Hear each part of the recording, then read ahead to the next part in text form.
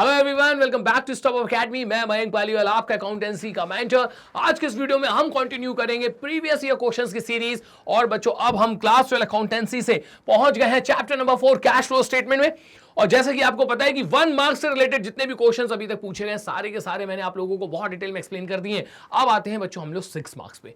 अब आपको बहुत अच्छे से पता है कि कैश फ्लो स्टेटमेंट का जो कंप्लीट क्वेश्चन होता है भाई, उसे एक्सप्लेन करने में ही 25 to 30 मिनट्स लग जाते हैं। तो इतने सारे क्वेश्चंस वन गो में हम अटेम्प्ट नहीं कर सकते, तो मैंने इसको बच्चों कुछ पार्ट्स में डिवाइड कर दिया है। पार्ट 1 में भी मैंने आप लोगों को बताया था कि जो प्रीवियस ईयर के क्वेश्चंस हैं उनको मैंने आपको सॉल्व करके दिखाया था, किस तरीके से आपको सॉल्व करना है। कुछ इनसाइट्स मैंने आपको दी थी, कुछ कॉन्सेप्ट्स आप लोगों के लिए क्रिएट किए थे। और इसी को आगे कंटिन्यू करते हुए बच्चों 6 मार्क्स में जो कंप्लीट क्वेश्चंस चैप्टर में से आता है, अब हम पहुंच चुके हैं पार्ट 2 में। और जैसे कि आप देख सकते हैं कि यहां पर जो आपके पास पहला क्वेश्चन है, ये टर्म 2022 में आपसे पूछा गया था, जो कि अब मैं आपको एक्सप्लेन करके दिखा रहा हूं। तो जैसा कि बच्चों मेरा कमिटमेंट है कि इस बार की आपकी तैयारी होगी हमारी जिम्मेदारी, तो आपको हर पॉसिबल जो एक बोलना चाहिए हमारे पास स्ट्रैटेजी है ना, वो सारी की सारी स्ट्रैटेजीज के साथ बच्चों मैं इस बार आपको यहां पर पढ़ाने जा रहा हूं। आप देखेंगे डिटेल लेक्चर्स मैंने आपके लिए बनाए, कस्टम वीडियोस मैंने आप लोगों के लिए बनाए, प्रीवियस ईयर क्वेश्चंस मैं आपको सॉल्व करके दिखा रहा हूं। इसके अलावा मल्टीपल चॉइस क्वेश्चंस भी जो हमारे बनते हैं 20 मार्क्स के, जिसके अंदर रीजन असर्शन, इसके अलावा फिल इन द ब्लैंक्स भी आ जाते हैं। ये सारी चीजें कंप्लीट पैकेज बच्चों आप लोगों के लिए मैंने यहां पर तैयार करके रखा है। तो क्वेश्चन नंबर 1 की अगर हम लोग बात करें तो भाई लगा लो क्वेश्चन की रीडिंग फटाफट। The following is the balance sheet of RM limited as at 31 March 2017। Prepare a cash flow statement, बिल्कुल बना देंगे भाई, कैश फ्लो स्टेटमेंट बना देंगे। तो 2016 में यहां पर अपन लोग देख सकते हैं बच्चों, हमारे पास जो शेयर कैपिटल 10 लाख का था, इंक्रीज होकर हो गया 15 लाख का। Reserve and surplus that is balance statement of profit and loss 6 lakh से बढ़ के 7,50,000 का हो गया। लॉन्ग टर्म बॉरोइंग्स में नोट नंबर 1 लगा है, तो किसी भी वेरिएबल के सामने नोट नंबर 1 लगा रहेगा तो उसकी जो इन्फॉर्मेशन है वो मैं नोट नंबर से उठा लूंगा। इसके अलावा मेरे पास ट्रेड पेबल्स है, शॉर्ट टर्म प्रोविजन है। अब देखो शॉर्ट टर्म प्रोविजन पढ़ते से ही ना माइंड में ना कीड़ा काटने लग जाना चाहिए कि यहां पर भाई हमको क्या मिलने वाला है, प्रोविजन फॉर टैक्स। याद है ना, आपको पहले भी पढ़ा चुका हूं मैं ये सारी बातें। तो इस लेवल पे लेके जाओ यार अपने आप को कि देखते समझ में आ जाए कि इसका क्या ट्रीटमेंट है। आगे चलेंगे नॉन करंट एसेट्स में मेरे पास फिक्स एसेट्स है, फिक्स एसेट्स में टेंजिबल एसेट्स है, नोट नंबर 3 में जाके वहां से इसकी डिटेल्स निकाल के लाऊंगा। इनटेंजिबल एसेट्स है, नोट नंबर 4, वहां से इसकी डिटेल निकालूंगा। नॉन करंट इन्वेस्टमेंट्स हैं, current assets, inventories, trade receivable, cash and cash equivalent. और फाइनली बच्चों अब हम यहां पर इसके नोट्स टू अकाउंट्स में एक बार देख लेते हैं। तो डिबेंचर्स है मेरे पास, शॉर्ट टर्म प्रोविजंस है, plant and machinery, accumulated depreciation के बैलेंसेस गिवन है, गुडविल जो है मेरी इंक्रीज हो रही है, इसका भी एक अलग ट्रीटमेंट करेंगे अब की बार हम लोग। कैश इन हैंड और बैंक बैलेंस भी हमें गिवन है। और इसके अलावा जो अब हमारे लिए सबसे इंपॉर्टेंट होते हैं और वो होते हैं एडजस्टमेंट्स। तो अगर मैं यहाँ पे पहला क्वेश्चन आप लोगों से पूछूं कि बताइए भाई यहाँ पे किस किस चीज का अकाउंट बनने वाला है, तो आप बोलोगे सर यहाँ पे मशीनरी का अकाउंट बनेगा, यहाँ पे एक्यूमुलेटेड डेप्रिसिएशन का अकाउंट बनेगा। सर आप ही तो कहते हो कि किसी भी एसेट का अकाउंट बनाने के लिए 2 क्वालिफिकेशंस होते हैं, पहला उसका डेप्रिसिएशन गिवन होना चाहिए, गिवन है, और दूसरा उसका सेल गिवन है, और वो भी यहाँ पर गिवन है।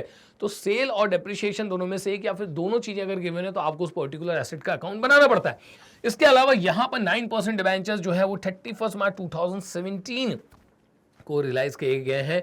तो इसका मतलब बच्चों यहां पर ये है कि हमें एक डेट मिल गई है, और डेट से फिर हम लोग इंटरेस्ट का कैलकुलेशन करते हैं। किस तरीके से, ओपनिंग डेट गिवन होती है तो क्लोजिंग बैलेंस पे कैलकुलेट कर लेते हैं, क्लोजिंग डेट गिवन होती है तो ओपनिंग बैलेंस पे कैलकुलेट कर लेते हैं। तो यहां पर बच्चों जैसे कि आपको पता है अपना तरीका क्या है। हमारा तरीका यह है कि सर सबसे पहले ना हम लोग यहाँ पर वर्किंग नोट्स बनाते हैं। तो बच्चों चलिए स्टार्ट करते हैं। और वर्किंग नोट्स में यहाँ पर आप एक बना लीजिए मशीनरी अकाउंट,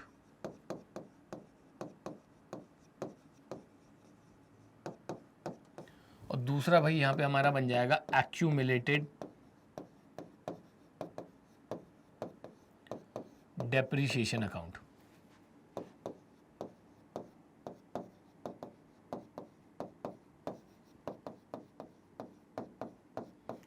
बिल्कुल कंप्लीट फॉर्मेट के साथ, पर्टिकुलर्स, अमाउंट, इधर आ जाएगा डेबिट, पर्टिकुलर्स, अमाउंट, यहां आ जाएगा क्रेडिट। चलिए इसको भी कंप्लीट कर लेते हैं।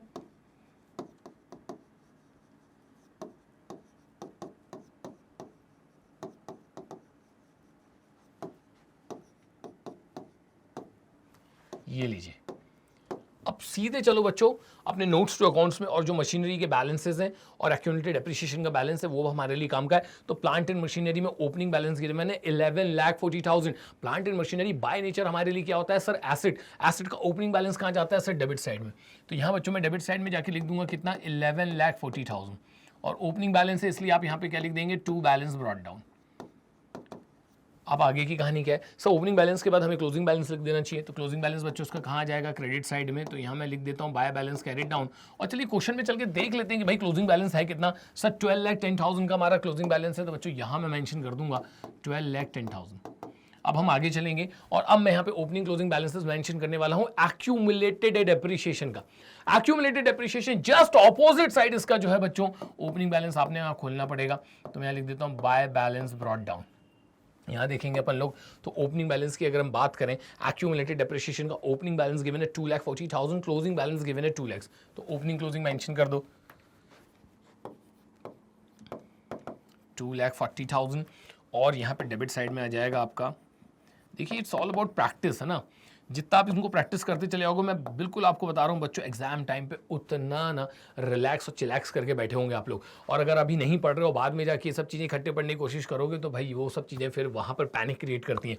तो मैंने ओपनिंग क्लोजिंग बैलेंसेस मेंशन कर दिए। स्टेप्स आप यही रखिए, पहले अपने एसेट का ओपनिंग क्लोजिंग बैलेंस मेंशन कर दीजिए, फिर एक्यूमुलेटेड डेप्रिसिएशन का जस्ट ऑपोजिट साइड में ओपनिंग और क्लोजिंग। अब मैं आता हूं सीधे क्वेश्चन पे। तो मैं कहां लेके जाने वाला हूं आपको, एडजस्टमेंट पे। एडजस्टमेंट रीड करेंगे हम लोग। During the year machinery costing ₹80,000 on which accumulated depreciation was 50,000 was sold for ₹30,000। क्या मतलब है भाई इसका, 80,000 का हमारा एक एसेट है जिसका अभी तक का डेप्रिसिएशन है 50,000 और हम उसको उठा के बेच रहे हैं 30,000 में। अब देखना यहां पर मजा आने वाला है। क्या मजा आने वाला है ये भी मैं आपको बता दूं। हर बार ये कॉन्सेप्ट मैं आपको हर एक वीडियो में बताता हूं जब भी मैं कहीं ना कहीं अकाउंट प्रिपेयर कर रहा होता हूं कैश फ्लो स्टेटमेंट के अंदर, कि वो जो 80,000 का आपका एसेट है, ये वाला, ये 80,000 का जो आपका एसेट है ना, उसका बैलेंस इसके अंदर रखा हुआ है, और उसका जो एक्यूमुलेटेड डेप्रिसिएशन है ना 50,000, वो इसके अंदर रखा हुआ है। और नियम हमसे ये कहता है सर कि किसी भी एसेट को बेचने से पहले उसके ऊपर क्या लगाना पड़ता है, डेप्रिसिएशन। तो भाई इस एसेट को बेचने से पहले मुझे उसके ऊपर क्या लगाना पड़ेगा, डेप्रिसिएशन। एसेट कहाँ रखा है, यहाँ, उसका डेप्रिसिएशन कहाँ रखा है, यहाँ। यहाँ से डेप्रिसिएशन बाहर निकालूंगा और कहाँ लेके चले जाऊंगा, एसेट अकाउंट के अंदर। तो निकालो भाई बाहर डेप्रिसिएशन। ये मैं इसका डेप्रिसिएशन बाहर निकाल रहा हूँ और मुझे कहाँ लेके जाना है, मशीनरी के अंदर। तो मैं यहाँ पे लिख दूंगा बच्चों टू मशीनरी, और कितना डेप्रिसिएशन है उसका, 50,000 रुपीज़। अब इसको आप यहाँ लेके जाएं, इससे पहले बच्चों इस साल का जो हमारा डेप्रिसिएशन है वो आपको कैलकुलेट कर लेना चाहिए। तो मैं यहाँ पे लिखूंगा by statement of profit and loss. तो यहाँ पे इसको बैलेंसिंग कर लीजिए, कितना बैलेंस आ रहा है सर, यहाँ पर आ रहा है अपने पास 2,50,000, और बैलेंस कर लेते हैं तो सर यहाँ निकल कर आ रहा है 10,000। चलिए, तो इस बार का जो टोटल डेप्रिसिएशन है बच्चों वो 10,000 है, और यही वाला डेप्रिसिएशन आपको कहां ले आके ऐड करना होता है, ऑपरेटिंग में। ये वाला डेप्रिसिएशन तो यहां आके प्रॉफिट एंड लॉस कैलकुलेट करने में हमारी हेल्प करेगा। तो चूंकि यहाँ जगह नहीं है यार, इसलिए मैं शॉर्ट में लिख रहा हूँ बाय एक्यूमुलेटेड डेप्रिसिएशन। आप लोग पूरा पूरा लिखिएगा। और अब आ जाओ बच्चों इसकी वर्किंग पे। तो यहाँ हम देख सकते हैं कि अगर हम जिस एसेट को बेचने जा रहे हैं उसकी कॉस्ट की बात करें तो वो कितनी गिवन है सर, क्वेश्चन के अंदर 80,000। फिर बच्चों इसमें से ना इसका जो डेप्रिसिएशन है वो आप माइनस कर दीजिए। कितने हज़ार का डेप्रिसिएशन है इसका, 50,000 का। तो फिलहाल इसकी जो रिटर्न डाउन वैल्यू चल रही है बच्चों वो कितनी चल रही है, 30,000। और आप इसको बेच भी कितने में रहे हैं सर, हम इसको बेच भी रहे हैं 30,000 में ही हमने इसको बेचा है। तो it means there is no profit no loss, यहाँ पे किसी भी तरीके का प्रॉफिट एंड लॉस नहीं है। तो ऐसे नहीं कि अब हम इसको लेकर बैठ गए, हम परेशान हो रहे हैं कि भाई हर एक क्वेश्चन में जितने भी हम लोग ने अकाउंट बनाए हर बार कभी ना कभी प्रॉफिट एंड लॉस जरूर निकल कर आता है, इसमें निकल के नहीं आ रहा है, हमने कुछ गलत तो नहीं कर दिया। बिल्कुल ऐसा नहीं। एक बार अगर कॉन्सेप्ट क्लियर है ना तो आपको डरने की बिल्कुल भी जरूरत है ही नहीं। बस अपने कॉन्सेप्ट पे विश्वास रखिए, अपने आप पर विश्वास रखिए। अब चलता हूं बच्चों में आगे। तो यहां पर हम लोग लिख देते हैं कि कितने का एसेट हमने बेचा है सर, आपने बेचा है यहाँ पे 30,000 का, 30,000 का ही बचा था वो वैसे भी। तो there is no profit and no loss. अब एक काम करो भाई, बैलेंसिंग करके ये पता लगा लो कि कितने का एसेट हमने इस साल खरीदा है। इनको ऐड कर लो, 50 और 30, 80 और 12, 10, सर ये हो जाएगा 12,90,000। यहां भी मेंशन कर देता हूं मैं 12,90,000। अब 12,90,000 में से ये अपने को सब्ट्रैक्ट करना पड़ेगा। कर दीजिए, कितना आ जाएगा सर, ये आ जाएगा 1,50,000 बैलेंसिंग फिगर। चलिए, तो एक हमने जो वर्किंग अपनी वो कंप्लीट कर ली। इसके अलावा देख लेते हैं डिबेंचर्स जो हैं वो यहाँ पे बच्चों रिलीज किए गए 31 मार्च 2017 को। क्लोजिंग डेट मुझे गिवन है, इसके ऊपर मैं इंटरेस्ट निकालूंगा। तो यहाँ पर आ जाता हूँ मैं, इंटरेस्ट ऑन डिबेंचर। तो भाइयों और उनकी बहनों पूरा पूरा लिखिएगा आप लोग। अब इंटरेस्ट ऑन डिबेंचर्स में यहाँ पर हम जाएंगे और जाके चेक करेंगे कि भाई हमारे पास जो डिबेंचर्स हैं वो है कितने के। ये रहे 9% डिबेंचर्स। देखो सिर्फ वीडियो देखने से कुछ नहीं होने वाला है, कोई ऐसा वीडियो नहीं है मैं आपको बता दूं कि भाई 20 मिनट का मैंने वीडियो देख लिया और मैं पूरा का पूरा कैश फ्लो स्टेटमेंट सीख जाऊँ। अरे भाई ऐसा पॉसिबल ही नहीं है। प्रोविजन फॉर टैक्स होता है ना, 5 ऑल्टरनेटिव ट्रीटमेंट्स होते हैं उसके, वही एक्सप्लेन करने में आधी घंटा लग जाएगा। तो मैं देख रहा हूँ कि भाई बड़ी भीड़ है। भीड़ कहाँ पर है? कोई कॉन्सेप्ट पे बात ही नहीं कर रहा है, बस हर कोई समझ रहा है कि भाई मैं एक छोटा सा वीडियो देख लूंगा और मैं पूरा का पूरा जो हमारा टॉपिक है वो कवर कर लूंगा। नहीं है भैया, ऐसा पॉसिबल ही नहीं है। आ जाइए 9% डिबेंचर्स पे। तो मैंने आपको कॉन्सेप्ट देके रखा है कि भाई डेट कौन सी गिवन है, क्लोजिंग किस पे कैलकुलेशन होगा, ओपनिंग पे। ओपनिंग में कितना दिख रहा है, 2 लाख। निकाल लो भैया 2 लाख का 9%।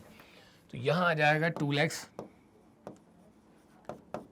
का 9%, और ये हो जाएगा बच्चों हमारे पास कितना, 18,000। तो मेरी सारी की सारी वर्किंग तैयार हो चुकी है और अब हम सीधे उठा के इन वर्किंग की मदद से क्या सॉल्व करेंगे सर, अपन आगे का क्वेश्चन सॉल्व कर लेते हैं। तो यहाँ पर बच्चों अब बना लीजिए आप यहाँ पर फॉर्मेट।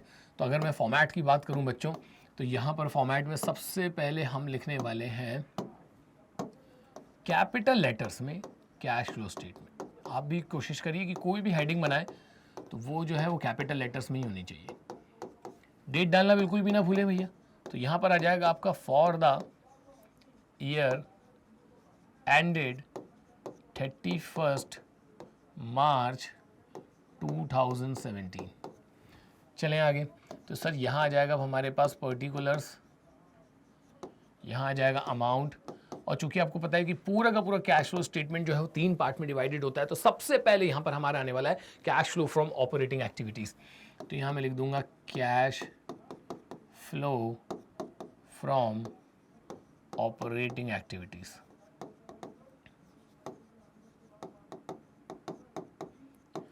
अब यहाँ पे बच्चों जो हमारा net profit during the year से मैं स्टार्ट करता हूँ। और एक चीज़ मैं आपको बता दूं कि आप नेट प्रॉफिट बिफोर टैक्सेशन जो है वो वर्किंग नोट में भी तैयार कर सकते हैं, ऑल्टरनेटिव प्रेजेंटेशन है, ठीक है। तो मैं तो यहाँ पे डायरेक्ट ही लिखना पसंद करता हूँ।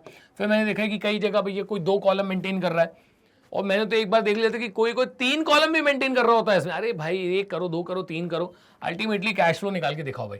तो अपन तो सिंगल कॉलम ही प्रेफर करते हैं, आपको पता है। तो मैं यहाँ पे लिखूंगा net profit during the year. अब जैसे मैं यहाँ पे लिख रहा हूँ ना कि net profit during the year, मेरे माइंड में तुरंत क्या आ जाना चाहिए, वो वाला कीड़ा काटना चाहिए जो कि मुझे ये बताएगा कि net profit during the year कहाँ से लाया जाता है। वो हमेशा लाया जाता है reserves and surplus. Surplus that is balance in statement of profit and loss से लाया जाता है। 6 लाख से इंक्रीज होकर कितने का हो गया, 7,50,000। तो net profit during the year हो जाएगा मेरा 1,50,000। अब एज पर अवर फॉर्मेट जो कि मैंने आपको बहुत पहले भी डिस्कस करा था, आपको याद होगा तो, और एंड होप अगर आप ये सारी चीज़ें मेरे साथ प्रैक्टिस करें तो वो सारी चीज़ें आपको आती ही हैं। इस लेवल पे आप पहुंच चुके हो मुझे पता है। तो यहाँ पे net profit during the year के बाद सर हमें ऐड करना पड़ता है ट्रांसफर टू रिजर्व। और बहुत अच्छे से हमने समझ लिया कि यहाँ पे कोई ट्रांसफर टू रिजर्व नहीं, क्योंकि अगर होता है ना तो रिजर्व एंड सरप्लस के अंदर होता है। उसके लिए यहाँ पे नोट नंबर 1 लगा रहेगा, फिर हम नोट नंबर 1 में जाके देखेंगे तो हमें पता चलेगा कि रिजर्व है। लेकिन जब नोट नंबर 1 है ही नहीं तो ये जो भी बैलेंस गिवन है सिर्फ और सिर्फ प्रॉफिट का है। उसके बाद आता है सब प्रोविजन फॉर टैक्स। अब प्रोविजन फॉर टैक्स में बच्चों मैं आपको पहले बता चुका हूं कि शॉर्ट टर्म प्रोविजंस के अंदर ही हमेशा प्रोविजन फॉर टैक्स रखा रहता है। तो मैं चले जाऊंगा नोट नंबर 1 पे, ये रहा नोट नंबर 2 पे, ये रहा प्रोविजन फॉर टैक्स। अब इसकी क्या इनसाइड देके रखी मैंने आपको, इसका क्या कॉन्सेप्ट देके रखा है मैंने आपको। सर इसका आपने ये कॉन्सेप्ट दिया है कि अगर हमारे पास provision for tax balance sheet में गिवन है और उसका कोई भी एडिशनल इंफॉर्मेशन नहीं है, तो सर ये जो करंट ईयर का होता है ना वो हमारे लिए बन जाता है प्रोविजन फॉर टैक्स, और जो प्रीवियस ईयर का होता है वो बन जाता है टैक्स पेड। तो अगर इसका कोई एडजस्टमेंट गिवन नहीं है तो करंट ईयर का उठा लो प्रोविजन फॉर टैक्स 95,000, और प्रीवियस ईयर का बच्चों आप लोग क्या कर लेना, टैक्स पेड ले लेना। तो मैं यहाँ लिख देता हूँ 95,000, और यहाँ आ जाएगा हमारे पास प्रोविजन फॉर टैक्स। आगे चलते हैं। सब प्रोविजन फॉर टैक्स के बाद आता है इंटरिम डिविडेंड, फाइनल डिविडेंड नहीं है क्योंकि वो चीजें होती है एडजस्टमेंट्स में, और हमने एडजस्टमेंट्स रीड कर लिया, वहां पर कहीं पर भी इंटरिम डिविडेंड और फाइनल डिविडेंड नहीं है। उसके बाद बच्चों आता है यहाँ पे एक्स्ट्राऑर्डिनरी आइटम्स जो कि एक्सेप्शनली देखने को मिलते हैं, तो वो होंगे हर बार क्वेश्चन में, ऐसा जरूरी नहीं है। हमारा बच्चों नेट प्रॉफिट बिफोर टैक्सेशन आ चुका है। तो ये जो आपका नेट प्रॉफिट बिफोर टैक्सेशन है ना, ये आप वर्किंग नोट्स में बनाकर भी यहाँ पर लिख सकते हैं, नेट प्रॉफिट बिफोर टैक्सेशन। अब एक काम करते हैं, इसको हम लोग ऐड कर लेते हैं। तो सर ये तो हो जाएगा अपना 2,45,000। अब इसमें सबसे पहले ऐड किया जाता है डेप्रीशिएशन, और जब मैं यहाँ पे अकाउंट बना रहा था एक्यूमुलेटेड डेप्रीशिएशन का, तो आपको पता होगा बच्चों, मैंने आपको बता दिया था कि डेप्रीशिएशन कौन सा वाला ऑपरेटिंग के अंदर लेकर आना होता है। सर ये जो 10,000 आपने बैलेंस करके पता लगाया था, ये वाला 10,000 का बैलेंस हम जो है यहाँ पर लेकर आ जाएंगे, वो मैं यहाँ पर मेंशन कर देता हूँ। सर डेप्रीशिएशन के बाद आता है इनटेंजिबल एसेट्स रिटर्न ऑफ। उसके लिए मुझे जाके देखना पड़ेगा कि कौन सा इनटेंजिबल एसेट है, उसकी वैल्यू कम होनी चाहिए। लेकिन यहाँ पर ना आपका गुडविल का वैल्यू कम नहीं हो रहा है, बढ़ रहा है। अगर आपके इंटेंजिबल एसेट्स बढ़ रहे होते हैं तो इसका मतलब वो अमोर्टाइज नहीं हो रहे हैं, वो राइट ऑफ नहीं हो रहे हैं, आपने उन्हें परचेज किया है। तो आप इसको इन्वेस्टिंग एक्टिविटी बना के आपको कहाँ लेके जाना चाहिए? सर हम इसको इन्वेस्टिंग एक्टिविटी बना के लेके जाएंगे, ऑब्वियसली बात है, कैश फ्लो फ्रॉम इन्वेस्टिंग में। तो यहाँ पर ये मैं नहीं ले सकता हूँ क्योंकि ये बढ़ रहा है, तो ये परचेज ऑफ गुडविल कहलाएगा। अगर ये गुडविल कम हो रहा होता तो मैं यहाँ पे गुडविल ले सकता था। गुडविल के बाद या फिर इंटेंजिबल एसेट्स अमोर्टाइजेशन के बाद आता है इंटरेस्ट ऑन बोरोविंग, जो कि है क्वेश्चन में, क्योंकि हम लोगों ने इंटरेस्ट निकाला था डिबेंचर पे, वही आपका इंटरेस्ट ऑन बोरोविंग्स बन जाएगा। तो ये हमारे 2 लाख पे भाई 9% निकाला था मैंने, इतना याद है मुझे, इसलिए बच्चों मैं यहाँ पे डायरेक्ट कितना लिख रहा हूँ, 18,000। इंटरेस्ट ऑन बोरोविंग्स या डिबेंचर्स के बाद आता है profit on loss on sale of asset. हमको कोई प्रॉफिट लॉस हुआ है क्या क्वेश्चन में? जो हमने अकाउंट बनाया था सर कोई प्रॉफिट लॉस नहीं होता, तो loss on sale of asset नहीं है। उसके बाद आता है increase in provision for doubtful dates, वो भी नहीं है। उसके बाद कुछ हमारे स्पेशल आइटम्स आते हैं just like share issue expenses, underwriting commission, ठीक है, और loss on issue of debentures, ये सारी चीज़ें नहीं है। तो इन सब चीज़ों को हटा के और आगे बढ़ते हैं, लेस आइटम पे आ जाता हूँ मैं। लेस आइटम में सबसे पहले आता है profit on sale of asset. Sir there is no profit and loss. उसके बाद आता है rent received, interest received, dividend received. एक बहुत अच्छी इंसाइट दे रहा हूँ बच्चों मैं आप लोगों को, ध्यान रखना आप कि, एक मिनट रुको भाई, चलिए एक इंसाइट दे रहा हूं मैं आप लोगों को, बहुत अच्छी याद रखिएगा कि interest received, rent received, dividend received, एक बार क्वेश्चन में चेक कर लिया करो कि यहां आपके पास नॉन करेंट इन्वेस्टमेंट्स तो नहीं है, और अगर नॉन करेंट इन्वेस्टमेंट्स है लेकिन सामने परसेंटेज नहीं लगा हुआ है। अगर नॉन करेंट इन्वेस्टमेंट्स के सामने परसेंटेज लगा होता ना बच्चों, तो इसका मैं कैलकुलेशन करता और वहां से मुझे निकाल के लाता, मैं क्या निकाल के लाता, इंटरेस्ट रिसीव्ड। लेकिन ऐसा देख लेना चाहिए, ये सारे के सारे फितूर ना आपके दिमाग के अंदर चलते रहना चाहिए जब आप क्वेश्चन सॉल्व कर रहे होते हो। तो अब आगे बढ़ जाएं, तो सर यहाँ पे ना तो इंटरेस्ट रिसीव्ड है, डिविडेंड रिसीव्ड है, रेंट रिसीव्ड नहीं है, decrease in provision for doubtful debts नहीं है, मतलब सर अपन लोगों का ना operating profit before change in profit आ चुका है। अब देखो यहाँ पे मैंने बोलते बोलते में भी ना 1 0 लगाई दिया एक्स्ट्रा, तो इसको एक काम करो भाई 18,000 कर लो, वो 1,80,000 नहीं है, ये लो 18,000, ठीक है। तो सर अपना ना operating profit before change in working capital आ चुका है, तो मैं यहाँ लिख देता हूँ operating profit before change in working capital. और इसके बाद बच्चों करंट एसेट्स, तो करंट लायबिलिटीज में चेंजेस लिए जाते हैं। तो पहले आता है हमारा decrease in current assets and increase in current liabilities. चले ढूंढने डिक्रीज इन करंट एसेट्स में क्या है, बहुत आसान होता है, सीधे करंट एसेट्स में चले जाइए और देखिए कौन सा करंट एसेट डिक्रीज हो रहा है। आपकी इन्वेंट्री डिक्रीज हो रही है क्या? No sir. आपके ट्रेडिशनल डिक्रीज हो रहे हैं क्या? No sir. सर हमारे तो cash in cash equivalent decrease हो रहे हैं। भाई वो नहीं लेते, वो आंसर बनाने के काम आता है। तो यहाँ पर अगर देखा जाए कायदे से तो डिक्रीज इन करंट एसेट्स है ही नहीं। सर अगर डिक्रीज इन करंट एसेट्स नहीं है ना, तो चलो increase in current liabilities check करते हैं। इंक्रीज इन करंट लायबिलिटीज में क्या ट्रेड पेबल्स बढ़ रहे हैं? No sir. Provision for tax, sir वो इधर लेते ही नहीं, मतलब there is no decrease in current assets and no increase in current liabilities, ऐसा यहाँ पे कुछ है ही नहीं। सर इसको कंसिडर तो कर लो, अरे हाँ यार भाई ये तो अपन भूल ही गए थे। तो 2,45,000 में ऐड कर दूंगा मैं 10,000 तो हो जाएगा 2,55,000, और 2,55,000 में हम ऐड कर देंगे बच्चों कितना? 18,000। 2,55,000 में कितना ऐड कर देंगे सर? 18,000। तो ये हो जाएगा आपका 255 में हमको ऐड करना था कितना? 18,000। सिर्फ 18 ऐड कर लो, 2,73,000 सर है हमारा operating profit before change in working capital. And there is no decrease and increase in current assets and current liabilities. तो उसको छोड़ के आगे बढ़ जाओ भाई, और अब आ जाओ लेस आइटम पे, जहाँ पे इसका सर जस्ट ऑपोजिट करना होता है हमको, और यहाँ पे सर अपन लोग लिखते हैं increase in current assets and decrease in current liabilities. ठीक है, अब तो ठीक है।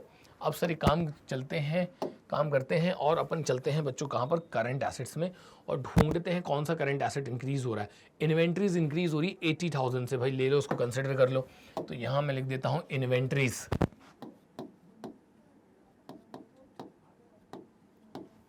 80,000। और देख लें करंट एसेट्स के साथ क्या हो रहा है सर, ट्रेड रिसीवेबल्स भी बढ़ रहे हैं, 50,000 से बढ़ के 2 लाख के हो गए, इसको भी उठा लो सर जल्दी से।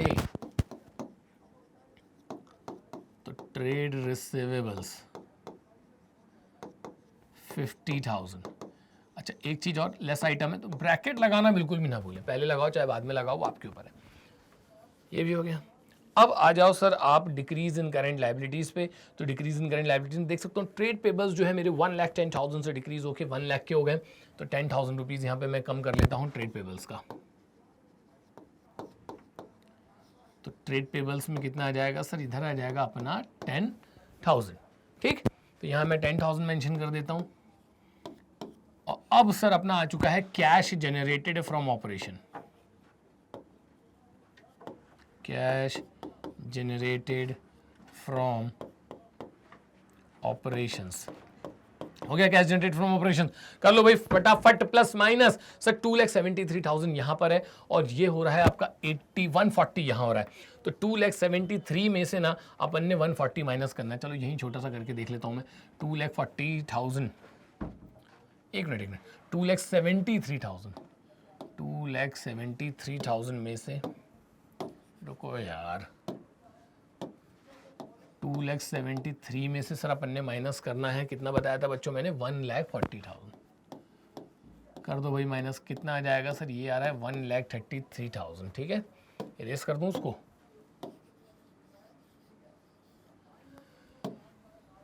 तो यहां सर अब आप लिख दो 1,33,000। और एक चीज मैं आपको बता दूं, लास्ट स्टेप जो होता है हमारा ऑपरेटिंग के अंदर वो होता है सर टैक्स पेड। ये भूल मत जाना, ये बहुत सारे बच्चे ना लास्ट वाला स्टेप लेने भूल जाते हैं। तो अब आते हैं अपन लोग टैक्स पेड पे। सर इसका इंसाइट ना आपने हमको दे दिया है, इसके लिए सर हमें प्रोविजन फॉर टैक्स में जाना होता है। और प्रोविजन फॉर टैक्स में जो प्रीवियस ईयर का होता है वो हमें टैक्स पेड लेना पड़ता है। 80,000 बच्चों यहाँ पे प्रीवियस ईयर का है, तो मैं लिख देता हूँ टैक्स पेड के अंदर कितना, 80,000।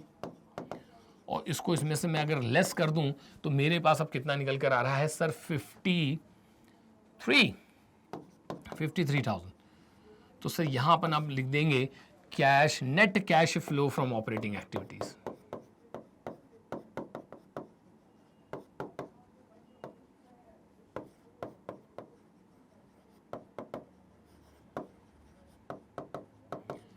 लीजिए पहला पार्ट हमारा कंप्लीट हो गया है। और अब बढ़ते हैं बच्चों अपन लोग आगे। और अब यहां से हमारा जो क्वेश्चन है ना उसको सॉल्व करने में ज्यादा टाइम नहीं लगता है।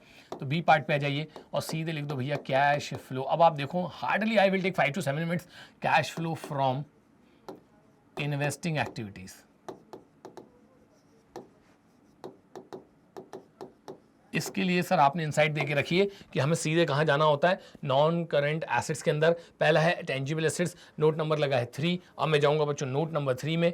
जैसे मैं नोट नंबर 3 में जाता हूं मुझे दिखता है कि सर इधर पे तो अपन ने अकाउंट बनाया था, तो उसके लिए बच्चों मुझे यहाँ पे अकाउंट में से वैल्यूज जो है वो निकालनी पड़ेगी। तो मुझे याद है, आप लोग चाहे तो एक बार उसको टर्न करके देख लीजिएगा, साथ में सॉल्व कर रहे हैं तो अकाउंट में जाके देख लो। आपने ना यहाँ पे एसेट बेचा था, तो मैं लिख देता हूँ सेल ऑफ मशीनरी। और मुझे बहुत अच्छे से पता है कि 30,000 वाला एसेट हमने 30,000 में बेचा था, नो प्रॉफिट नो लॉस। तो यहाँ पे इनफ्लो कितने का होगा हमारे पास, 30,000 रुपीज़ का। इसके बाद सर उसी में ना आपने यहाँ पे एसेट भी खरीदा था, बैलेंस करके सर आपने पता लगाया था, उसको मैं लिख दूंगा भैया यहाँ पे परचेज ऑफ मशीनरी, और 1,50,000 का खरीदा था। अब भैया इतना तो स्मार्ट आप लोग हो यार कि इतने छोटे छोटे फिगर्स तो याद कर ही सकते हैं। इन दोनों के अलावा ना एक इनसाइट और दे रहा हूं कि जनरली बच्चा बस यहीं से भाग जाता है, उसको ये नहीं करना चाहिए, उसको जाके और चेक करना चाहिए कि भाई नॉन करेंट एसेट्स के अंदर क्या, हर एक आइटम लो। इनटेंजिबल एसेट्स क्या हो रहे हैं, बढ़ रहे हैं। याद है ना गुडविल बताया था कि गुडविल बढ़ रही है, तो परचेज ऑफ गुडविल बना के कहां लेकर आना है, इन्वेस्टिंग में। कम हो रही होती है तो ऑपरेटिंग में जाती है। तो यहां पे मैं लिख दूंगा परचेज ऑफ गुडविल,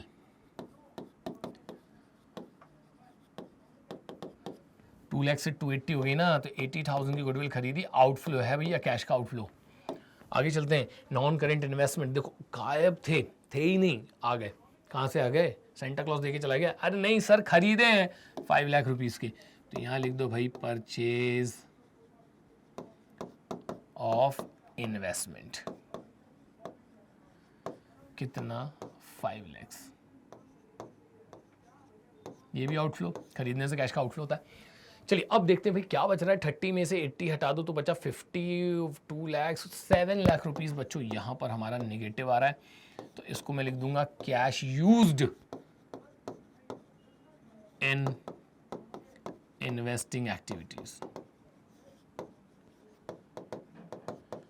अब पहुंच गए हम लोग सर फाइनली सी पार्ट पे, और सी पार्ट में सर हमें यहाँ पे फाइनेंसिंग देखना होता है। तो यहाँ मैं लिख दूंगा cash flow from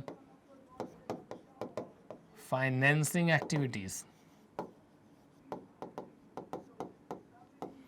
financing activities के लिए सर आपने इनसाइट दे के रखी है हमको कि इसके लिए शेयर होल्डर्स फंड में शेयर कैपिटल देखा करो, नॉन करंट लायबिलिटीज देखा करो, एक्सेप्शनली करंट लायबिलिटीज में बैंक ओवरड्राफ्ट और बैंक लोन देखा करो।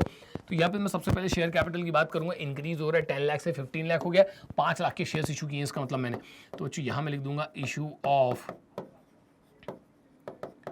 इक्विटी शेयर्स, कितना सर 5 लाख पॉजिटिव। अब बच्चों बहुत ध्यान से सुनना, शेयर्स में ना डिविडेंड दिया जाता है, तो डिविडेंड हमारे पास क्वेश्चन में नहीं है। इसके बाद मैं कहाँ चले जाऊंगा, हम चले जाएंगे नॉन करंट लायबिलिटीज में, long term borrowings note number 1 लगा हुआ है, पता है अपने को डिबेंचर्स हैं इसके अंदर, और 2 लाख से 1 लाख के हो गए, मतलब हमने इनका कर दिया है रिडेम्पशन। तो यहाँ बच्चों मैं लिखूंगा रिडेम्पशन ऑफ डिबेंचर्स। तो रिडेम्पशन ऑफ डिबेंचर्स में 2 लाख से 1 लाख के हो गए, तो 1 लाख का रिडेम्पशन किया, रिडेम्पशन करने से ना भाई कैश का आउटफ्लो होता है। अब इसके ऊपर सर आपने इंटरेस्ट भी दिया था, तो शेयर्स के ऊपर क्या देते हैं डिविडेंड, लोन के ऊपर क्या देते हैं इंटरेस्ट, ये याद रखना है बस अपने को। तो मैं यहाँ पे अब लिखूंगा इंटरेस्ट पेड, अपने को पता है भाई 18,000 आया था, तो मैं यहाँ लिख देता हूँ 18,000, ये भी आउटफ्लो हो जाएगा। अब इसके अलावा बच्चों इसके अंदर कुछ भी नहीं है। अब आप यहाँ पे डिफरेंस निकाल लीजिए तो हमको पता चल जाएगा cash flow from financing activities.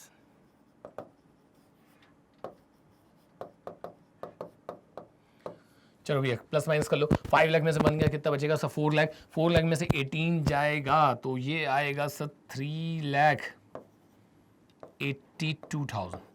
कितना निकल कर आएगा बच्चों 3,82,000। तीनों हमारे आ चुके हैं। अब हमको तीनों फाइनल आंसर्स को प्लस माइनस करके ये पता लगाना पड़ता है कि भाई नेट इंक्रीज हो रहा है या फिर नेट डिक्रीज हो रहा है। तो यहाँ देख लेते हैं एक बार अपन लोग, यहाँ हमारे पास क्या है पॉजिटिव, कितना 53,000, और इसके बाद हमारे पास यहाँ पे 7 लाख और 3,82,000 है, ठीक है। तो वो तो बाद में पता चलता है कि भाई यहाँ पे पॉजिटिव आ रहा है कि नेगेटिव। तो मैं यहाँ कैलकुलेशन कर लेता हूँ, आप लोग जो है बच्चों इसको रफ में कर लेना, मैं इसको इरेज कर दूंगा बाद में हालांकि। तो हमने देख लिया कि ऑपरेटिंग से हमारे पास आया 53,000, इसके बाद 7 लाख रुपीस हमारे चले गए काय में इन्वेस्टिंग में, और फाइनेंसिंग से फिर हमारे पास आया 3,82,000। क्लियर है। तो चलिए ये दोनों बच्चों आप लोगों के लिए पॉजिटिव है, तो इनको आप एक साथ प्लस कर लेना, और उसमें से फिर जो है 7 लाख रुपीज़ आप लोग यहाँ पे सब्ट्रैक्ट कर दीजिएगा। तो मैं बच्चों इन दोनों को ना पहले ऐड कर रहा हूँ यहाँ पर, तो इसमें मुझे 53,000 जो है वो ऐड करना है। तो ये हो जाएगा आपका, अरे भाई जल्दी से काम करो, कैलकुलेटर ले लो, कई बार तो पढ़ाते पढ़ाते कंटिन्यूअसली ना दिमाग ही चलना बंद हो जाता है। मैं समझ सकता हूँ आप लोगों के ऊपर भी बीतती है बच्चों, इतने लंबे लंबे वीडियोस देखना इतना कोई आसान टास्क तो है नहीं। 53,000 प्लस 3,82,000 कितना हो गया 435, और इसमें से मैं माइनस कर दूंगा 7 लाख। सर 2,65,000 जो है वो अपना नेगेटिव आ रहा है, यूज्ड मतलब डिक्रीज बोलना चाहिए, यूज नहीं डिक्रीज है वो, 2,65,000। तो क्या लिखेंगे हम सर, आप लिख देंगे यहाँ पे net decrease in cash and cash equivalent, कितना सर 2,60,000, इधर लिखना आप लोग, ठीक है ना, 2,65,000 नेगेटिव। मतलब तीनों एक्टिविटी से अल्टीमेटली हमारे पॉकेट में से कितने चलेगा 2,65,000। अब इसमें ऐड करो भाई opening balance of cash and cash equivalent. चलिए तो इसके लिए सर अपने को तो क्वेश्चन में जाके देखना पड़ेगा। यहां आते हैं अपन लोग, ये रहे cash and cash equivalent, note number लगा हुआ है, नोट नंबर भाई देखते हैं क्या है नोट नंबर में। Cash in and cash bank जो है आपका, इन दोनों को प्लस करके ये वाली वैल्यू लेनी पड़ेगी, वहां से भी लेते तो भी आंसर आ जाता। तो 640 आपका जो ओपनिंग है, और हमारा क्लोजिंग बनना चाहिए 375। कॉन्सेप्ट वाइज भी समझा दूंगा मैं आपको। ओपनिंग बैलेंस कितना है 640। तो इसको बच्चों आप कुछ इस तरीके से समझेंगे कि हमारे पास रखे कितने थे, हमारे पास रखा था 6,40,000, हमारे पास रखा था 6,40,000, और इन तीनों एक्टिविटी से हमसे चला गया 2,65,000। तो अकॉर्डिंगली हमारा कैश कितना बच रहा है 3,75,000। तो पहले यहाँ पे लिखो 3,75,000, और फिर उधर जाके चेक कर लो क्लोजिंग बैलेंस भी इतना ही होना चाहिए 3,75,000, और जो कि है भी। तो यहाँ पे फिर मैं लिख दूंगा बच्चों closing balance of cash and cash equivalent. खत्म। तो ये क्वेश्चन बच्चों हो गया है कंप्लीट। बढ़ते हैं आगे, एक क्वेश्चन और उठाएंगे बच्चों अपन लोग, और फिर उसके बाद अगले पार्ट में हम लोग डील कर लेंगे। तो यहाँ नेक्स्ट क्वेश्चन में कब पूछा गया है ये देख लेते हैं। ऑल इंडिया 2019 का क्वेश्चन है ये। From the following balance sheet of KRO Limited and additional information as on 31st March 2018, prepare a cash flow statement। तो बिल्कुल यही हमने बनाना है। तो यहाँ पे फटाफट वेरिएबल्स देख लेते हैं बच्चों एक बार। शेयर कैपिटल है हमारे पास, इसके अलावा हमारे पास रिजर्व्स एंड सरप्लस है, और नोट नंबर 1 लगा है। तो सारी की सारी इंफॉर्मेशन मैं कहां से निकालूंगा? नोट्स टू अकाउंट्स में से। इसके अलावा हमारे पास लॉन्ग टर्म बॉरविंग्स है, लॉन्ग टर्म बॉरविंग्स में भी नोट नंबर 2 लगा हुआ है, देख लेंगे उसके अंदर क्या है। यहाँ पर हमारे पास करंट लायबिलिटीज है, करंट लायबिलिटीज में शॉर्ट टर्म बॉरविंग्स और शॉर्ट टर्म प्रोविजन है। अब इतनी प्रैक्टिस आप लोगों की हो जानी चाहिए, पढ़ते से ही समझ में आ जाएगा। शॉर्ट टर्म बोरोविंग्स के अंदर ना या तो बैंक ओवरड्राफ्ट निकलेगा या फिर कोई बैंक लोन निकलेगा। अगर हम बात करें यहाँ पे शॉर्ट टर्म प्रोविजंस की, तो शॉर्ट टर्म प्रोविजंस जैसे ही दिख जाए समझ जाइए कि भाई प्रोविजन फॉर टैक्स का भी यहाँ पर हमको जो है एडजस्टमेंट देखने को मिल सकता है। इसके अलावा एसेट्स में हमारे पास टेंजिबल एसेट्स है, इंटेंजिबल एसेट्स है। करंट एसेट्स में हमारे पास बच्चों करंट इन्वेस्टमेंट्स हैं, ट्रेड रिसीवेबल्स हैं, कैश इन कैश इक्विवेलेंट है। और यहाँ बच्चों अब आ जाते हैं हमारे नोट्स टू अकाउंट्स। तो नोट्स टू अकाउंट्स में एक बार बहुत अच्छे से देख लेते हैं अपन लोग। यहाँ पे रिजर्व्स एंड सरप्लस के अंदर सबसे पहले प्रॉफिट का बैलेंस हमको गिवन है 60,000 से इंक्रीज होकर 3,20,000 का हो गया। इसके अलावा बच्चों यहाँ पर हमें जनरल रिजर्व भी गिवन है 60,000 से इंक्रीज होकर 1,40,000 का हो गया। चलिए ठीक है देख लेंगे। लॉन्ग टर्म बॉरोविंग्स के अंदर बच्चों 12% डिबेंचर्स हैं, 3 लाख से इंक्रीज होकर 5 लाख के हो गए। इसके अलावा शॉर्ट टर्म बॉरोविंग में देखिए, जैसे कि मैंने आपसे कहा था कि हमें पहले ही पता होना चाहिए कि अगर शॉर्ट टर्म बॉरोविंग्स क्वेश्चन में गिवन है तो इसके अंदर या तो बैंक ओवरड्राफ्ट निकलने वाला है या फिर बैंक लोन निकलने वाला है। आगे हमारे पास है short term provision. Short term provision में आपको जनरली बच्चों प्रोविजन फॉर टैक्स ही देखने को मिलेगा। इसके अलावा हमारे पास नोट नंबर 5 में जो है प्लांट एंड मशीनरी और उसका एक्यूमुलेटेड डेप्रिसिएशन गिवन है। इसके अलावा बच्चों यहाँ पर मुझे इंटेंजिबल एसेट्स गिवन है, उसके अंदर गुडविल है, और गुडविल बच्चों यहाँ पे कम नहीं हो रही है, गुडविल बढ़ रही है। तो यहाँ पर आपका जो इंटेंजिबल एसेट्स है वो अमोर्टाइज नहीं हो रहा है। अगर वो इंक्रीज हो रहा है तो इसको आपको परचेज ऑफ गुडविल बना के कहाँ लेके जाना होगा? इन्वेस्टिंग एक्टिविटीज के अंदर। और अब आते हैं बच्चों हम अपने क्वेश्चन के सबसे इंपॉर्टेंट पार्ट में, जहां पर होते हैं आपके एडजस्टमेंट्स। और आप एडजस्टमेंट में देख सकते हैं कि बहुत ही सिंपल यहाँ पे एक सिंगल सा एडजस्टमेंट गिवन है, और आपसे बोला जा रहा है कि जो डिबेंचर्स इशू किए गए थे वो किए गए थे 1 सितंबर 2017 को।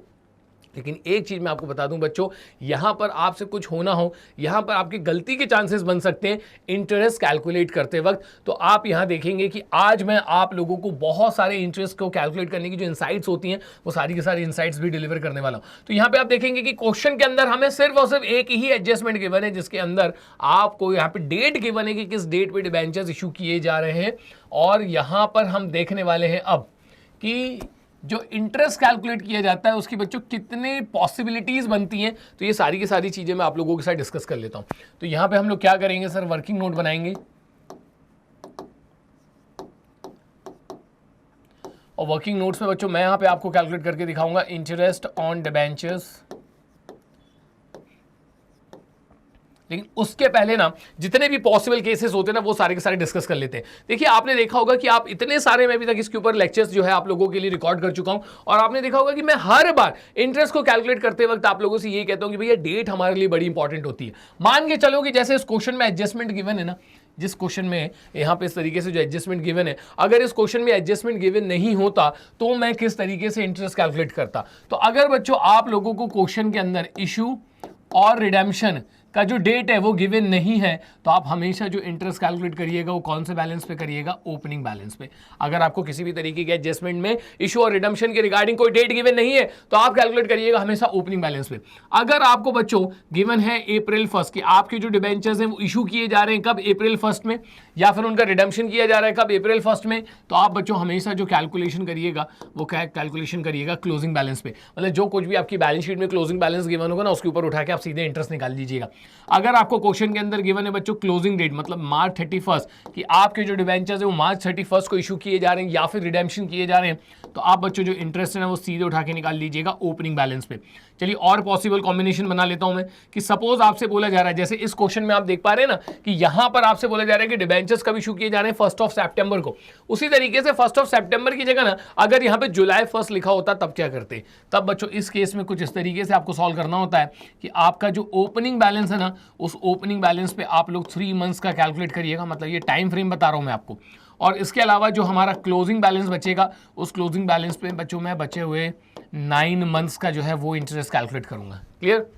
आगे बढ़ते हैं। सपोज अगर हमें यहां पर गिवन है अक्टूबर फर्स्ट को या तो आपके डिबेंचर्स इशू हो रहे हैं या फिर आपका डिबेंचर क्या हो रहा है, रिडीम हो रहा है। इस केस में हम लोग क्या करेंगे, जो हमारा ओपनिंग बैलेंस है ना, ओपनिंग बैलेंस में मैं निकालूंगा बच्चों यहां पर 6 मंथ्स के लिए, और जो हमारा क्लोजिंग बैलेंस है, क्लोजिंग बैलेंस पे मैं निकालूंगा रिमेनिंग 6 मंथ्स के लिए। चलो और पॉसिबिलिटीज बनाता हूं मैं आप लोगों के लिए। सपोज यहां पे जनवरी 1 गिवन है कि आपके डिबेंचर्स जो है वो जनवरी 1 को इशू किए जा रहे हैं या फिर रिडीम किए जा रहे हैं, तो आप क्या करना, अब आप लोग यहां पर जो आपका ओपनिंग बैलेंस है ना बच्चों, उस पर आप लोग कैलकुलेट करिएगा कितने का, 9 मंथ्स का, और जो रिमेनिंग आपके पास 3 मंथ्स बचे हैं उस पर आप निकाल लीजिएगा क्लोजिंग बैलेंस पे 3 मंथ्स के लिए। अब मैं असली कहानी आपको समझा दूं। यहां देखिए इस क्वेश्चन के अंदर क्या हो रहा है।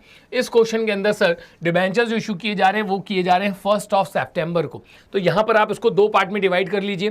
अप्रैल 1 से लेकर सितंबर 1 तक ये आप निकालिएगा ओपनिंग पे, और 1 सितंबर से लेकर 31 मार्च तक ये आप निकालिएगा क्लोजिंग पे। तो यहां मैं आपको करके दिखा देता हूं, लेकिन उसके लिए पहले हमको यहां पे ये देखना पड़ेगा कि हमारे पास ओपनिंग बैलेंस जो है वो है कितना गिवन, किसका, हमारे डिबेंचर्स का। तो यहां मैं चलता हूं और देखते हैं डिबेंचर्स का हमारे पास ओपनिंग बैलेंस कितना गिवन था।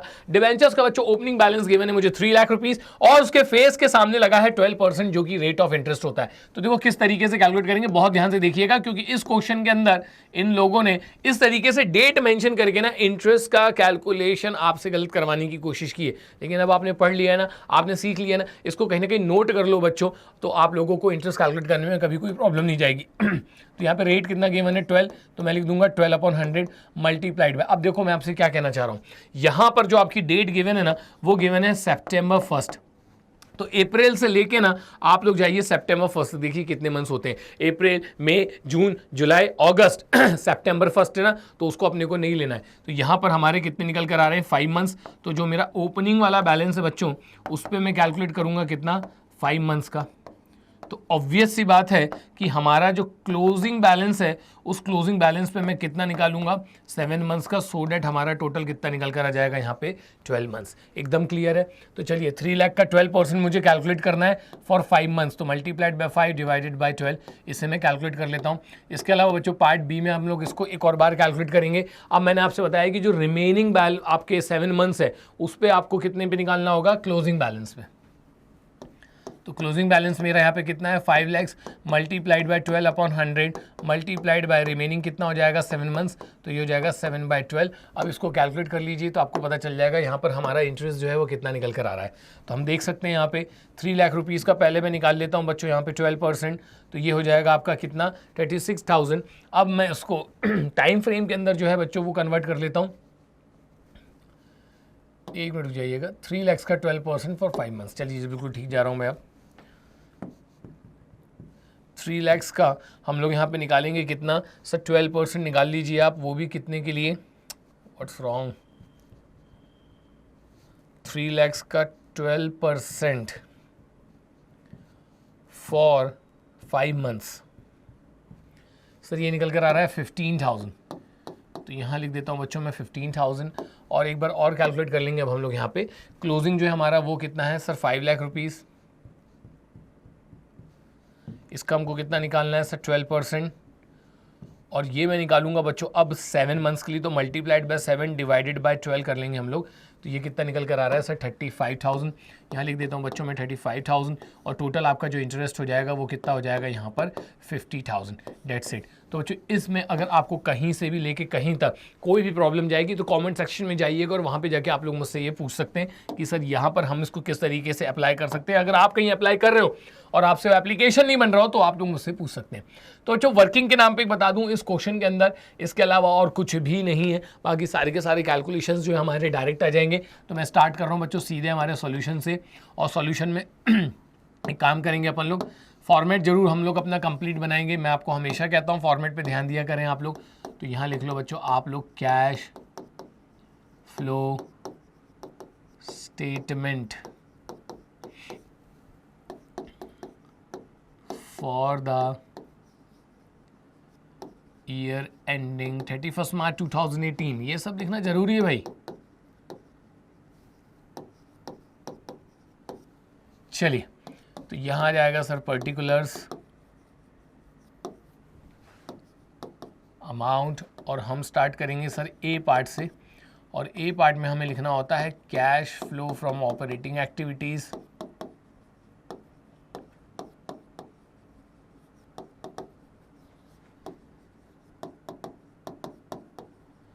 और इसमें सबसे पहले आता है net profit during the year.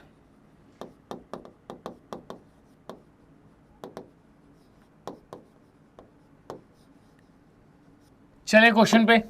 तो net profit during the year के लिए क्या करना होगा? Sir surplus that is balance statement और प्रॉफिट एंड लॉस का आप डिफरेंस निकाल दीजिए। तो यहाँ पर प्रीवियस ईयर में 60,000 दिख रहा है, करंट ईयर में कितना हो गया? 3,20,000। निकालो भाई इसका डिफरेंस कितना निकल कर आएगा? सर इसका डिफरेंस निकल कर आएगा 2,60,000। तो मैं यहाँ पे लिख दूंगा 2,60,000। अब इसमें हम लोग क्या ऐड करेंगे? तो भाई आपको बहुत अच्छे से याद है कि मैं आपसे हमेशा कहता हूं कि ऑपरेटिंग सॉल्व करने के लिए ना जो फॉर्मेट होता है वो आपको बिल्कुल एज इट इज़ याद होना चाहिए। तो इससे ना गलती की जो गुंजाइश हो जाती है ना वो कम हो जाती है। Sir net profit during the year के बाद हमेशा आता है ट्रांसफर टू रिजर्व। और चूंकि हम क्वेश्चन पढ़ चुके हैं और हमको पता है कि यहाँ पर जनरल रिजर्व के अंदर ट्रांसफर किया गया था, तो इसलिए मैं यहाँ पे लिख दूंगा transfer to general reserve. Sir और भी रिजर्व हो सकते हैं क्या? बिल्कुल हो सकते हैं भाई, just like dividend equalisation reserve. तो उसके अंदर भी अगर आप ट्रांसफर करोगे तो वो चीज़ आपको यहाँ पे लेनी पड़ेगी। तो 60,000 से बढ़कर आपका जो रिजर्व है वो कितने का हो चुका है? 1,40,000 का। निकाल लीजिए बच्चों डिफरेंस कितना निकल कर आएगा? सर ये निकल कर आ रहा है 80,000। तो यहाँ पे मेंशन कर दूंगा बच्चों मैं 80,000। दोनों को उठा के ऐड कर लेते हैं। अरे रुको भाई, अभी कहाँ से ऐड कर लेंगे? रुकिए। चलिए, तो ये हो गया हमारा 80,000। 80,000 के बाद अब add transfer to general reserve के बाद अगला आइटम क्या आता है? सब प्रोविजन फॉर टैक्स। हमको पता है हमारे क्वेश्चन में प्रोविजन फॉर टैक्स भी है, तो यहाँ पे मेंशन कर दूंगा बच्चों। अब मैं आप लोगों के लिए प्रोविजन फॉर टैक्स, चलते हैं प्रोविजन फॉर टैक्स पे, समझते हैं किस तरीके से ट्रीटमेंट किया जाएगा। तो प्रोविजन फॉर टैक्स बच्चों यहाँ आप लोग देख सकते हैं, ओपनिंग बैलेंस मुझे गिवन है 46,000 और क्लोजिंग बैलेंस गिवन है 1,18,000। अब इसमें काम की बात क्या है? काम की बात ये कि आप यहाँ पर एडिशनल इंफॉर्मेशन में प्रोविजन फॉर टैक्स से रिलेटेड कोई भी एडजस्टमेंट गिवन नहीं है। अगर प्रोविजन फॉर टैक्स से रिलेटेड एडजस्टमेंट में कुछ भी गिवन नहीं है तो आपको उसका अकाउंट नहीं बनाना है। फिर उसके लिए आपको सिंपल सा क्या करना होता है कि जो करंट ईयर का है उसको क्या ट्रीट कर लिया जाता है? Provision for tax. और जो प्रीवियस ईयर का है बच्चों उसको क्या ट्रीट किया जाता है? Tax paid. तो फिलहाल मुझे यहाँ पे प्रोविजन फॉर टैक्स की जरूरत है, तो मैं यहाँ से 1,18,000 उठा लूंगा प्रोविजन फॉर टैक्स का, और मैं अब इन तीनों को ऐड कर लूंगा। क्यों सर तीनों को ऐड कर रहे हो? फॉर्मेट में और भी तो चीजें आती हैं। इंटरिम डिविडेंड कहाँ है भाई? क्वेश्चन में ही नहीं है। फाइनल डिविडेंड क्वेश्चन में ही नहीं है। एक्स्ट्राऑर्डिनरी आइटम्स क्वेश्चन में ही गिवन नहीं है। तो जो गिवन है उसके हिसाब से मेरा नेट प्रॉफिट बिफोर टैक्सेशन आ चुका है। तो यहां लिख दूंगा बच्चों में net profit before taxation. Net profit before taxation में सारे के सारे हम लोग जो है वो ऐड कर लेते हैं, देख लेते हैं कितना निकल कर आ रहा है। 2,60,000 80,000 ऐड करोगे तो 340 तो ऐसी हो जाएगा। तो 3,40,000 में आप लोग ऐड कर दीजिए 118, तो ये निकल कर आ जाएगा 4,58,000। तो यहाँ मेंशन कर देता हूँ बच्चों में 4,58,000। अब हम आगे चलते हैं और इसमें अब हम यहाँ पे ऐड करेंगे सबसे पहले डेप्रीशिएशन।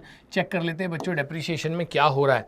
तो उसके लिए मुझे यहाँ पे टेंजिबल एसेट्स में जाना पड़ेगा। उसके अंदर प्लांट एंड मशीनरी में एक्यूमुलेटेड डेप्रीशिएशन हमको गिवन है 1,15,000 मेरा पिछले साल का एक्यूमुलेटेड डेप्रीशिएशन है। इस साल का मेरा दिख रहा है 1,20,000। मतलब हमने प्रॉफिट में से एक्यूमुलेटेड डेप्रीशिएशन में 5,000 रुपीज़ का डेप्रीशिएशन ट्रांसफर किया होगा। तो वही 5,000 रुपीज़ का जो डेप्रीशिएशन है वो मैं यहाँ पे उठा लेता हूँ ऐड डेप्रीशिएशन के नाम से। अब बच्चों आप ही बता दीजिए डेप्रीशिएशन के बाद क्या आता है? Sir intangible assets return of. तो उसके लिए मैं जाके चेक कर लेता हूँ मेरे इनटेंजिबल एसेट्स राइट ऑफ हो रहे हैं कि नहीं। सर यहाँ 1,70,000 और ये इंक्रीज होकर 2,68,000 के हो गए।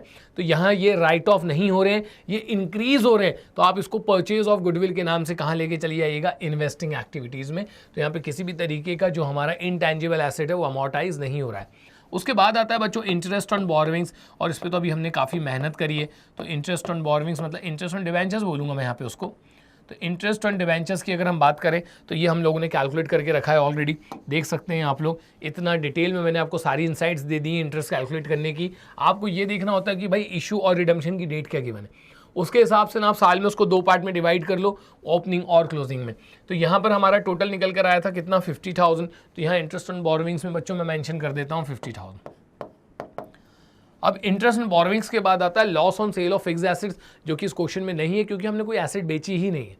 उसके बाद आता है increase in provision for doubtful dates, वो भी क्वेश्चन में गिवन नहीं है। कुछ स्पेशल ट्रांजेक्शन्स आ जाते हैं कई बार, just like share issue expenses written off, discount on issue of debentures written off, इसके अलावा अंडरराइटिंग कमीशन रिटर्न ऑफ, ये सारी चीज़ें भी नहीं है। उसके बाद बच्चों हमारा स्टार्ट हो जाता है लेस आइटम। लेस आइटम में सबसे पहले आता है profit on sale of fixed assets, नहीं है इस क्वेश्चन में, कोई एसेट आपने नहीं बेची है। इसके अलावा इंटरेस्ट रिसीव्ड, रेंट रिसीव्ड और डिविडेंड रिसीव्ड, ये 3 आइटम आ सकते हैं या फिर इनमें से कोई एक आ सकता है। इंटरेस्ट रिसीव्ड इसमें से मैं आपको हर बार बताता हूं बच्चों की थोड़ा सा बदमाश होता है, उसके लिए आप एक बार चेक कर लिया करो कि नॉन करेंट एसेट्स में अगर आपको नॉन करेंट इन्वेस्टमेंट्स गिवन है और उसके सामने अगर परसेंटेज लगा है ना, तो क्वेश्चन बोले चाहे नहीं बोले वहां से आपको क्या निकालना पड़ता है, इंटरेस्ट निकालना पड़ता है। तो इंटरेस्ट भी हो गया हमारा। उसके बाद बच्चों आता है decrease in provision for doubtful dates, जो कि इसके अंदर नहीं है। मतलब अगर मैं बात करूं तो यहाँ पे लेस आइटम में कुछ भी नहीं है। हमारा operating profit before change in working capital आ चुका है, तो यहाँ लिख देता हूं मैं operating profit before change in working capital. चलिए बच्चों इनको प्लस माइनस कर लेते हैं अपन लोग, देखते हैं कितना निकल कर आ रहा है। तो ये हो जाएगा आपका 5,13,000, है ना। देखो 450 में से यहाँ से 50 डाल दिया तो मैंने कितना हो गया 5 लाख, 8 यहाँ से बचा, 5 यहाँ से बचा था 13। मतलब आप अपने हिसाब से कैलकुलेशन कर लो भाई, सबके अपने अपने तरीके होते हैं। तो मेरे हिसाब से तो ये 5,13,000 हो रहा है। फिर भी एक बार एक काम करो, क्रॉस चेक कर ही लो भाई।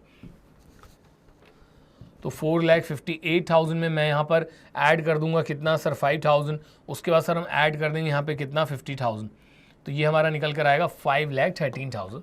अब हम आगे चलेंगे और हमारे जो करंट एसेट्स और करंट लायबिलिटीज़ के स्टेटस है उसके अंदर बच्चों अपन लोग यहाँ पे दिखाएंगे चेंज। तो आपने पता है यहाँ पे क्या करना है सर, ऐड करते हैं अपन लोग यहाँ पे डिक्रीज इन करंट एसेट्स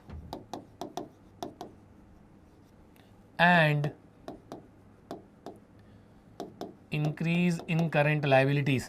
चलिए देखते हैं कौन सा करंट एसेट डिक्रीज हो रहा है जिसका ट्रीटमेंट मुझे यहाँ पे करना पड़ेगा। सामने ही खुले हुए हैं करंट एसेट्स, देखते हैं जरा कोई से करंट एसेट डिक्रीज हो रहे हैं क्या। पहली बात तो यहाँ पे कोई सा भी करंट एसेट डिक्रीज हो ही नहीं रहा है, ठीक, तो इसको अपन लोग स्किप कर देंगे और अब हम आगे जाएंगे करंट लायबिलिटीज़ पे। एक चीज़ मैं आपको बता दूं बच्चों, यहाँ पे करंट लायबिलिटीज़ का कोई भी ट्रीटमेंट नहीं ले सकते आप। शॉर्ट टर्म बोरोविंग्स के अंदर बैंक ओवरड्राफ्ट है, देखा था ना हमने, bank overdraft is a financing activity, उधर जाएगा।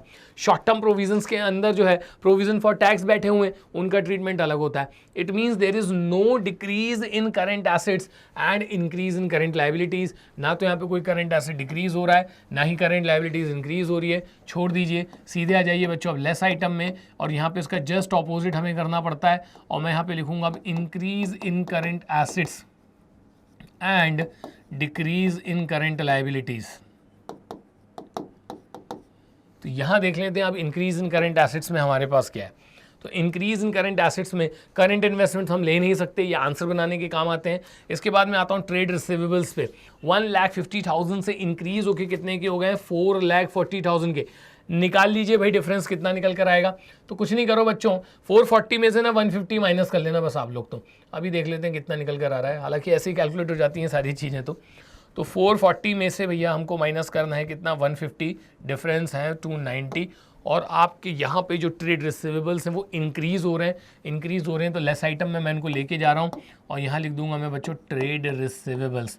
कितना आ रहा था 2,90,000, और चूंकि ये लेस आइटम है इसलिए मैं यहाँ पे लगा दूंगा ब्रैकेट। अब अगर हम बात करें यहाँ पर और देख लेते हैं, और कोई करंट एसेट तो नहीं है जो इंक्रीज़ हो रहा है। सो और कोई करंट एसेट इंक्रीज़ नहीं हो रहा है, ये दोनों जो हैं ये तो आंसर बनाने के काम आते हैं। तो आगे चलते हैं अपन लोग। और सर अब मुझे चाहिए डिक्रीज इन करंट लायबिलिटीज़, और मैं आपको पहले ही बता चुका हूँ कि डिक्रीज इन करंट लायबिलिटीज़ में कुछ नहीं आने वाला है। यहाँ पर आपकी शॉर्ट टर्म बोरोविंग्स में बैंक ओवरड्राफ्ट है, शॉर्ट टर्म प्रोविजंस के अंदर प्रोविजन फॉर टैक्स है। ऑल्दो ये अपने आप में करंट लायबिलिटीज़ हैं, लेकिन इनका यहाँ पर ट्रीटमेंट नहीं होता है। एक फाइनेंसिंग एक्टिविटी और एक टैक्स है, तो टैक्स का ट्रीटमेंट अब हमको यहाँ पे लगने वाला है। तो यहाँ पे ये सारी चीज़ें हम लोग ने कर ली बच्चों, और अब हमारा आ चुका है कैश जनरेटेड फ्रॉम ऑपरेशंस।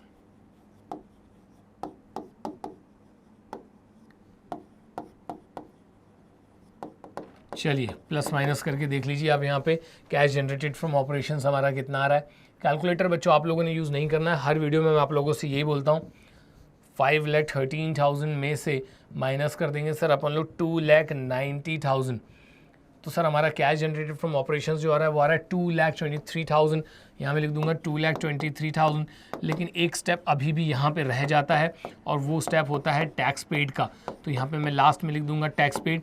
और टैक्स पेड की कहानी जो है बच्चों मैं आप लोगों को समझा चुका हूँ कि अगर हमें एडिशनल इन्फॉर्मेशन में प्रोविज़न फॉर टैक्स या टैक्स पेड ऐसा कुछ भी गिवन नहीं है तब हमें क्या करना होता है। सर इस केस में ना हम जो यहाँ पर करेंट ईयर का गिवन है ऐसे ले लेते हैं प्रोविज़न, और जो प्रीवियस ईयर का ले लेते हैं उसको ले लेते हैं टैक्स पेड।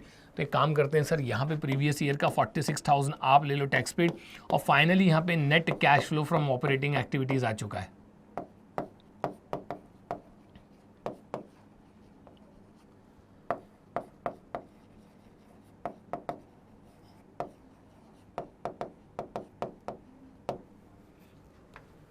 कैलकुलेट कर लीजिए कितना निकल कर आ रहा है।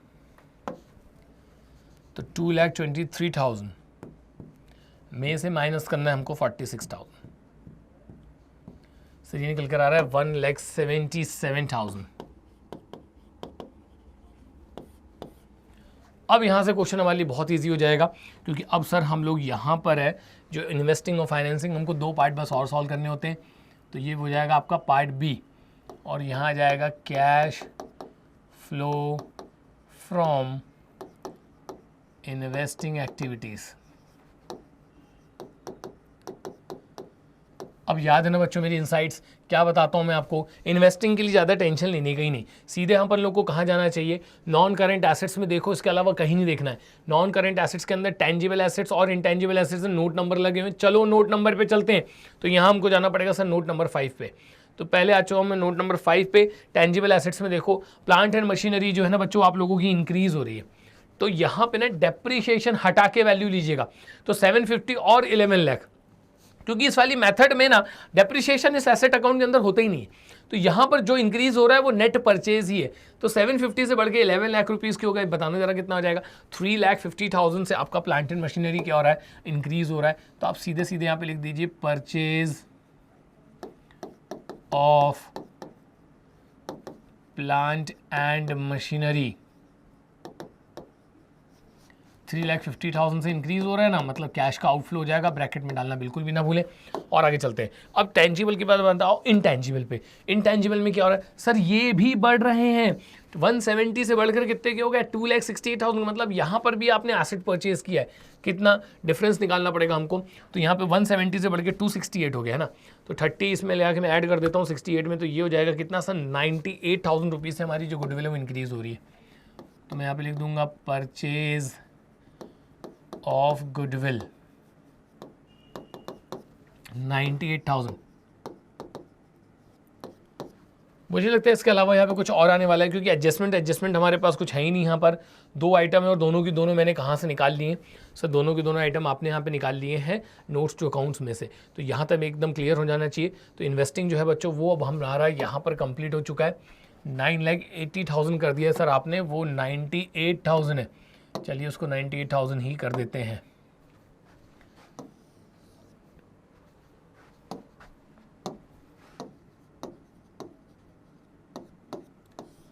ऐड कर लीजिए कितना हो जाएगा सर, ये हो जाएगा आपका 4,48,000 नेगेटिव। तो यहां मैं लिख दूंगा cash used in investing activities.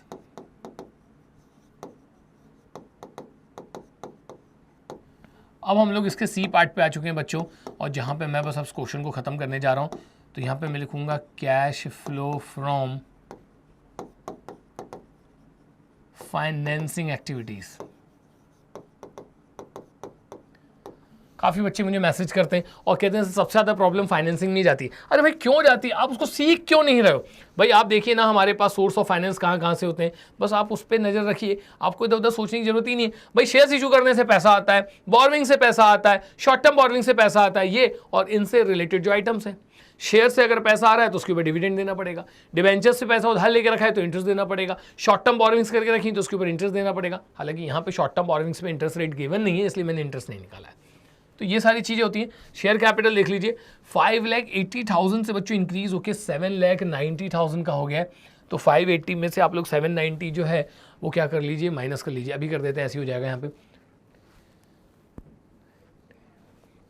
2,10,000 के आपके जो शेयर्स हैं ना बच्चों वो इंक्रीज हो रहे हैं। तो मैं यहाँ पे लिख दूंगा इशू ऑफ शेयर्स 2,10,000। ये पॉजिटिव रहेगा आपके लिए क्योंकि शेयर्स इशू करने से हमको कैश मिलता है।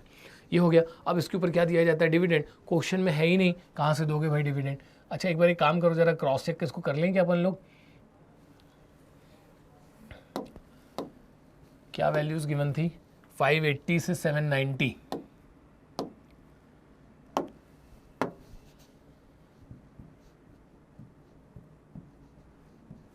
$2,10,000 बिल्कुल सही है। आगे चलिए, इसके बाद मैं आपको हमेशा क्या बताता हूँ, बोरविंग्स में जाइए। लॉन्ग टर्म बोरविंग्स में हमको पता है कि सर डिबेंचर्स हैं 3 लाख से बढ़ के 5 लाख के हो गए, तो मैं यहाँ पे लिख दूंगा इशू ऑफ डिबेंचर्स।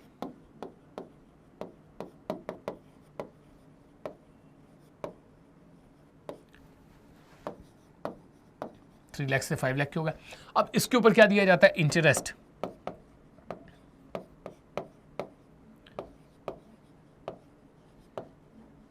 ये भी अपन निकाल के बैठे हुए। 50,000 आपको याद है वर्किंग ही मैंने यहीं से बनाना स्टार्ट करी थी, और ये हमारे लिए नेगेटिव रहने वाला है क्योंकि इसको पे करने से कैश का आउटफ्लो हो जाएगा। और आगे चलता हूँ, और अब यहाँ पे हमने देख लिया शेयर कैपिटल, लॉन्ग टर्म बोरविंग्स। अब शॉर्ट टर्म बोरविंग्स के अंदर याद है ना बच्चों, मैंने आपसे कहा था बैंक ओवरड्राफ्ट रखा हुआ है। यहाँ देखिए आप लोग, ये देखिए शॉर्ट टर्म बोरविंग्स के अंदर बैंक ओवरड्राफ्ट रखा है। 42,000 से इंक्रीज होकर 1,15,000 का हो गया है। मतलब आपने यहाँ पे और पैसा जो है वो इन लोगों से उधार लिया है। तो कितना हो गया एक बार वापस से देख लें सर। 42 से हो गया 1,15,000। तो एक काम करो भाई, डिफरेंस निकाल लो आप यहाँ पे कि कितना निकल कर आ रहा है। तो सर ये हो रहा है 42 में से हम लोगों को 1,15,000, वैसे मैंने उल्टा कर दिया है, तो 73 अल्टीमेटली हमको यहाँ पे लिखना है। तो आपका जो बैंक ओवरड्राफ्ट है उससे आपको कितने रुपए मिल रहे हैं? 73,000। तो यहाँ पे मैं लिख दूंगा इंक्रीज इन ओवरड्राफ्ट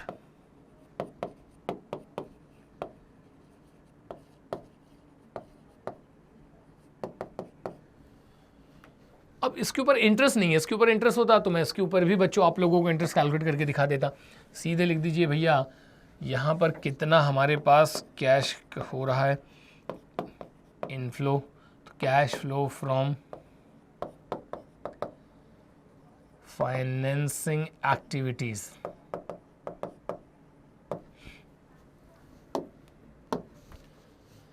$2,10,000 हमको शेयर से मिल गया सर। 2 लाख रुपीज़ आपको मिल गया है डिबेंचर से। 73,000 आपको जो है सर वो मिल रहा है बैंक ओवरड्राफ्ट से।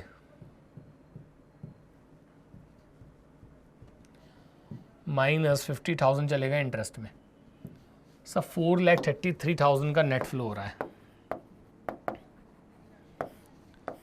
अब हम क्या करेंगे सर? अब हम ना जो हमारे तीनों फाइनल आंसर्स हैं वहाँ से हम लोग इनको प्लस माइनस करके ये पता लगा लेंगे कि कितना हमारे पास नेट इंक्रीज़ हो रहा है कैश में या फिर नेट डिक्रीज़ हो रहा है। तो यहाँ पर अगर आप समझने की कोशिश करें 448 और 433, तो 15,000 तो यहीं से आप लोग नेगेटिव हो गए। फिर भी हमारा वाला तो पॉजिटिव है ऑपरेटिंग, तो मैं यहाँ लिख देता हूँ net increase in cash and cash equivalent. तो कितना हो रहा है ये तो हमको खैर देखना पड़ेगा। तो यहाँ देख सकते हैं कि हम लोग यहाँ पे 448 और 433, इसमें से 15,000 अपन लोग नेगेटिव हो चुके हैं। और देख लेते हैं हम लोगों का जो ऑपरेटिंग था वो कितना था, हमारा ऑपरेटिंग है 177। तो अच्छा काम करो, आपका ऑपरेटिंग में पॉजिटिव कितना आ रहा है 177, और उन दोनों से आप नेगेटिव हो गए कितना 15। निकाल लीजिए डिफरेंस कितना निकल कर आ रहा है। तो 1,77,000 की जगह मैं 177 ही ले रहा हूँ। इसमें से हम लोग 15,000 जो आपका इन्वेस्टिंग और फाइनेंसिंग का नेगेटिव वो मैंने माइनस कर दिया। 1,62,000 आ रहा है मेरा net increase in cash equivalent. अब मैं इसके अंदर क्या ऐड करूँगा सर? आप इसमें ऐड कर दीजिए opening balance of cash equivalent.